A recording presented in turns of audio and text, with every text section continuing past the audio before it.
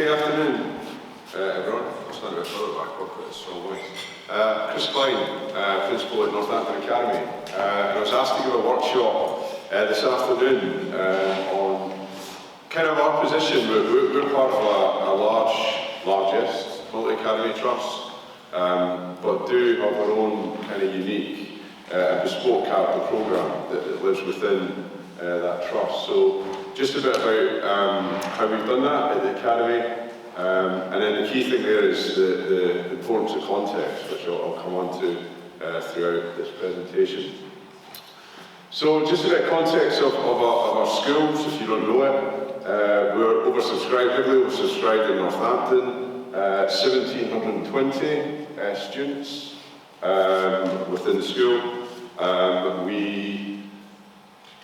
It varies, so some of the year groups are about 36, pushing 37%, one of the year groups is 32, so it varies from year group to year group in terms of pupil premium. High level of deprivation within the local area, 45% white British, but we are a very diverse school as well. Over 60 languages spoken, which makes it a really cool place to work in. There are a lot of active gangs in the local area. We've got 26 currently within the local estates. Blackthorn, which is nicknamed Crackthorn, was a no-go service zone for services for many years, because they just robbed ambulances for all the drugs. But we do have some affluent areas as well, which makes it a really good blend of secondary, a proper mixed comprehensive. And as I said, we're part of United Learning Multi-Academy Trust. A bit about them, if you don't know United Learning, we are the largest multi-academy trust in the country, 94 schools. The most northerly one is Carlisle, down all the way into Bournemouth, and a range of secondary, primary and some independent schools as well. Within United Learning, there's a kind of framework for excellence that we all work around throughout every school to give that commonality. And the 5 principles that underpin it is the best from everyone. Powerful knowledge, leadership in every role, continuous improvement, and then this last one, education with character. This is one of the 5 principles that the group believe in is important in terms of a strong education or provision. And as a trust, there are 6 values United Learning have: ambition, confidence, creativity, enthusiasm and determination. This man here, you may be familiar with, Sir John Coles, CEO. I was actually at a session with him yesterday. All the heads were together in the group. And really, I think it all stems from him. And you might be sitting in an academy trust where you're not as fortunate, but we've got a CEO who 100% believes in character education. And as recent yesterday, he talks about broad and balanced curriculum delivered with integrity. He doesn't want people cheating and putting in whole cohort BTEC, PE and things like such in order to gain results. He's very much about we deliver a curriculum with integrity, but he also says he wants students' characters to be developed at school level, and thinks that is as important as academic outcomes, which is refreshing to hear from a CEO of a large multi-academy trust. And it's not just words, he believes that 100%, which makes our job within the trust much easier when the CEO says he believes in something.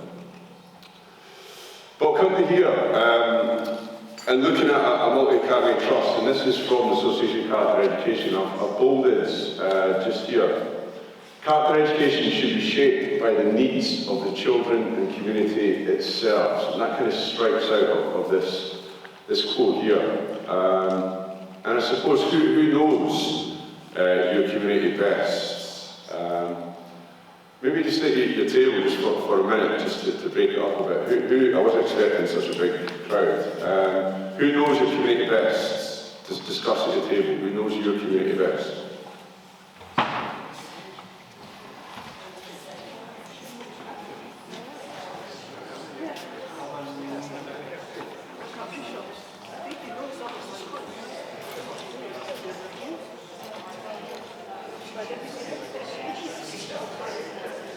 who knows the community?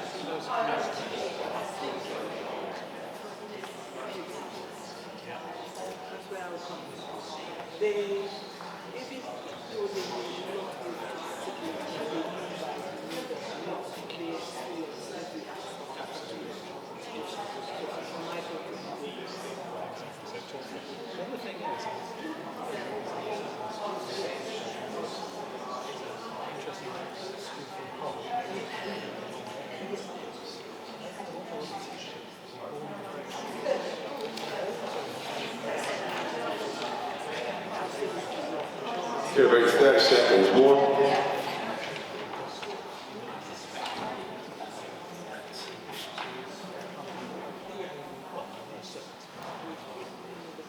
And there seems a natural lull. I should probably use some TLAC and do cold call, but I'm not going to. Hands up will do if there are anyone brave enough, or will I need to cold call? Okay, this table here, I'll go for it. Who knows your community best?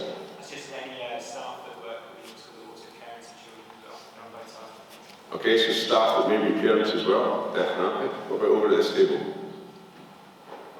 were talking about various amount of different stakeholders that are involved in the community. We were talking maybe business people, different pupils, and generally people who liaise with the school as well. Yeah, definitely. Anyone more want to add to it? We talk to students a lot. Students? Definitely. And then at the table behind, some hands went up. Those who are actually like on the ground working with the students there, there's obviously a journey with them over a period of time. So you can see the good, bad, the ugly, you really can get in amongst the nitty-gritty. So I think those who are actually on the ground work with the students who are in the context, living out each and every day. Yeah, definitely.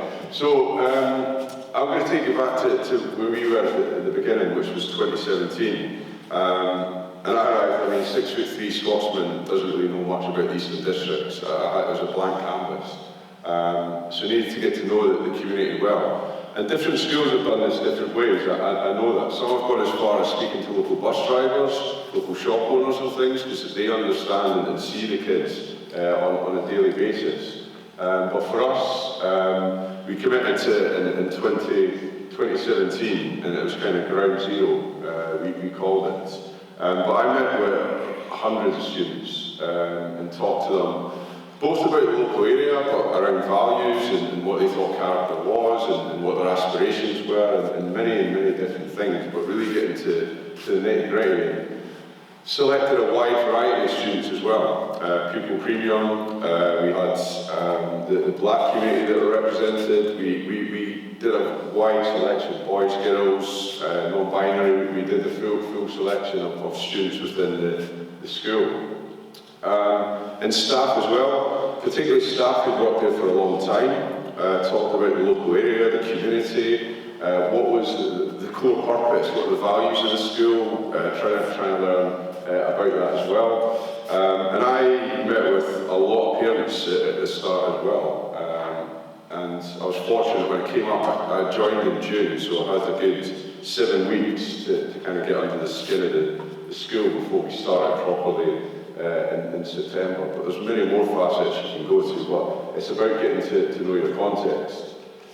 And what we found out from that is there was a massive distrust within the school between everyone, all stakeholders. But we also found that none of them knew the values within the school. There were United Learning values, as I said, that the school were adopting, but no kid, they tried very hard to come up with values, but they didn't know them. They guessed between 3 and 10 and rattled some off. But they believed that a value was line up in silence while you're getting your food, or line up in silence before you go into a classroom. They thought that was a value, rather than just a code of conduct that it was. So, yeah, that's where they were and where we were as a school. And as I said, there was massive distrust, there was a lack of respect, there was shouting, there was screaming. it wasn't great. Everything had kind of broken down. And there was a real lack of aspiration, both by the students but staff as well. The staff always talked about the bottom set, so what do we expect? They're from difficult background, what do you expect? So there was always barriers and excuses, and they kind of had already built the ceiling for the kids before they even had a chance. So therefore the kids had very low aspirations for themselves as well. And there was a common theme that came up: they just didn't want to work hard. When things got tough, they just gave up. And they were the kind of key themes that kept coming through over and over again.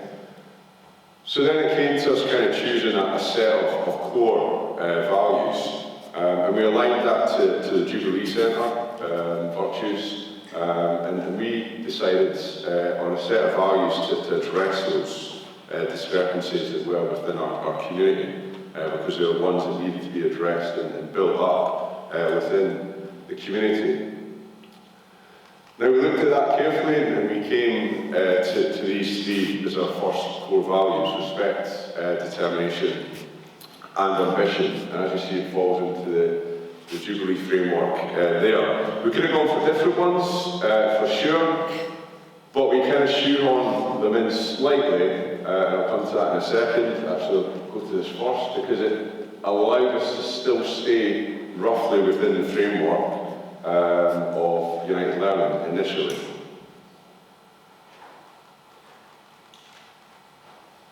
We also ripped up the vision of the school. No one knew it. It was very long, convoluted, and didn't make any sense, so just stripped it back and made it nice and simple. It's still the same today. We're reviewing it at the end of this year because we think we've kind of got to the end of that journey.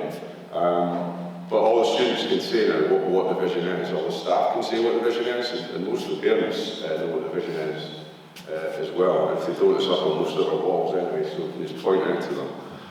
But everyone knows where the school was going, and everyone knew the set of values as well. Now it's evolved from there, 100%. And for us, tolerance and integrity were two that we kind of manoeuvred into, which created our pillars of virtue.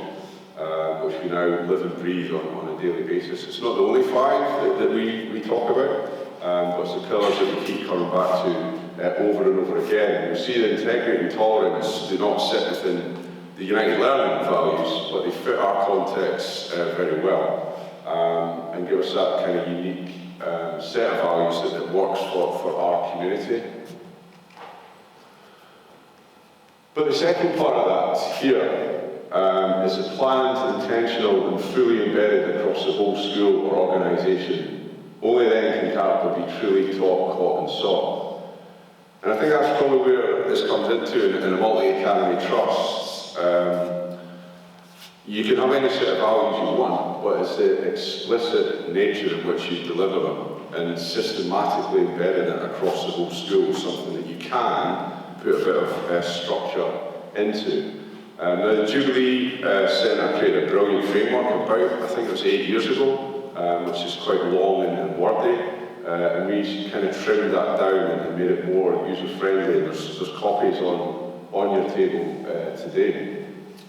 And we set about not just another thing at the school, because again, the staff were used to lots of fads coming through the school, but it wasn't just another thing, it was going to be everything at the academy. It was going to underpin everything we do. You would see it everywhere they went, and we'd live and breathe it every second of every day. With the end goal of this now, which the students are becoming more and more conversant of, developing that phronesis where they are making the right decision at the right time for the right reason. And even this morning, got another bank card handed in on the way to school. These sort of things just didn't used to happen at the schools. The kids would just take them and use them in the shops. But nowadays the kids are making those right decisions, and that's many, many years that's got us to this point. But systematically embedding it, putting it across kind of ethos, culture and vision, your whole curriculum, your learning outside the classroom, all your key stakeholders and community links as well. And some schools do a great job of this. We do plaster it all over the school, don't get me wrong, it's everywhere. But this is where sometimes it falls down because it's just laminated. It's not actually lived on a daily basis. And we still use this framework on a daily basis in order to make sure we're systematically embedding it. And on your tables you'll see there, and there's a primary version and a secondary version. So primary, obviously, if you're a primary school, please have a look at that, and secondary for secondary schools. But what we do is, every single 6 weeks, we use a larger scale one than this, but this is a more simplified version. We do rack, assess where we are, and then we action plan. What are we going to do to move ourselves to the next stage? Or what are we going to do to ensure that we stay at the kind of top end of things? Kind of here will be where you're just at the start of the journey, and there will be where you're more through in a stronger position, probably around height mark plus by the time you're functioning there continually. But it's a great framework, and it's been used across all United Learning schools. Been used through secondaries, been used through primaries, and independents have got a version as well. And head teachers have to submit that each half term, which then goes centrally, and then that's analysed for areas of strength and areas for development within each schools. And then different schools might be kind of moved towards other schools where there's areas of strength, so that we're all collaborating and working together as well. It's something that's not onerous, it doesn't take a lot of time, you can do it within the senior team very, very quickly, but it gives that real rigour and framework to work around. And that's kind of just a blown up version of the vision, values and culture section. So I was going to give a bit of time for people just to reflect and look at your own school setting just now with the framework, rather than just sitting and getting death by PowerPoint. But have a little play and look around it just now and start to benchmark. Where do you think you are as a school, and what sort of quick wins could you make as you leave the conference today and hopefully take some snippets away from you. So if we maybe give sort of 5 minutes or so, just have a look and work through that. Happy to take any questions if people have them as well about it. But yeah, if we say about 5 minutes and then we'll call it.